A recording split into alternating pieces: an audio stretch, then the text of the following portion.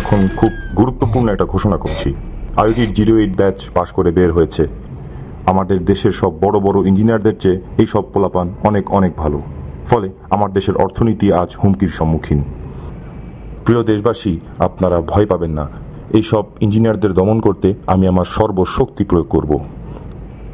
ভাই ও বোনেরা আমার, আমি এক কঠিন গুটি চেলেছি। ওদের দমন করতে আমি আমার শ্রেষ্ঠ বাহিনী অ্যাভেঞ্জার্সদের পাঠাবো।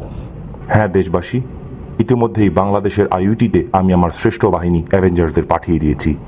আপনারা দেখবেন ওরা কি করে। আপনারা সবাই অ্যাভেঞ্জার্সদের জন্য দোয়া করবেন।